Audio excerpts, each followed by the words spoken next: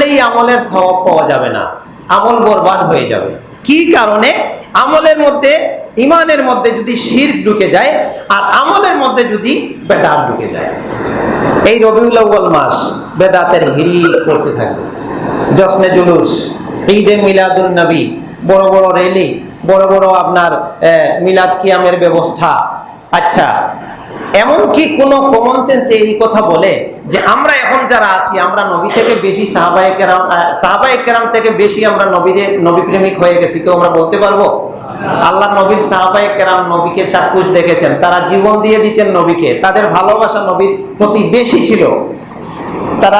তাদের সামনে আল্লাহ নবী ইন্তেকাল করলেন, তারা কোনোদিন নবীর এই জন্ম বা মৃত্যুকে কেন্দ্র করে কোনোদিন র্যালি বের করছিলেন, জশ্নে জুলুস করছিলেন? বড় বড় মিলাদ আর কিয়াম, ইয়া নবী সালাম আলাইকার এই যে আপনার ছন্দ, এগুলো তারা কোনোদিন করছিলেন? বড় বড় মিষ্টি আপনার বিতরণ করে সবাই মিষ্টি খাইয়ে আপনার নবীর প্রতি ভালোবাসা দেখাবে, এইগুলো তারা করে গেছেন? তারা কি করেছিলেন?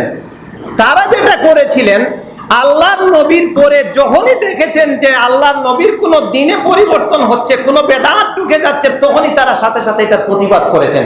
এটা ছিল নবীর ভালোবাসা।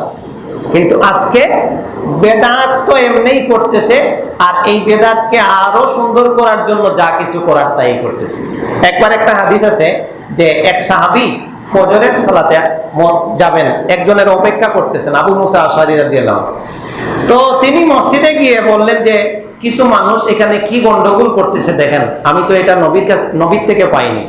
কি দেখা গেল যে তারা তসবির দানা দিয়ে, মানে পাথরের কোনা দিয়ে তাসবিহ পড়তেছে, কোনার বসে সুবহানাল্লাহ, আলহামদুলিল্লাহ, লা ইলাহা ইল্লাল্লাহ। তখন বললেন ওই সাহাবী যে তোমরা যে এই নেকিগুলা গুনতে লেগেছো, তোমরা কি তোমাদের পাপ গনেছো? পাপ তো গোনো না, তে নেকি গোনো কেন? আমি তো দেখতেছি আল্লাহর নবীর এখনো পান পাত্র রয়ে গেছে, এখনো তার কাপড়গুলি জীর্ণ হয়নি, আর তোমরা বেদাত ঢুকায় দিছো। তখন তারা কি বলেছিল জানেন? মা আরাদনা ইল্লাল খায়ের। এই কথাটা খুব ভালো করে মনে রাখবেন। মা আরাদনা ইল্লাল খায়ের, আমরা তো মন্দ কিছু ইচ্ছা করি নাই।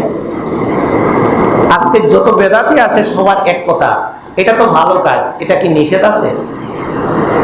সাহাবীরা বলতেছে যে মা আরাদনা ইল্লাল খায়ের, আমরা তো ভালোই চাচ্ছি। তখন ওই সাহাবী যিনি প্রতিবাদ করছিলেন তিনি বললেন, শোনো, প্রত্যেক ভালো মঙ্গল বয়ে আনে না।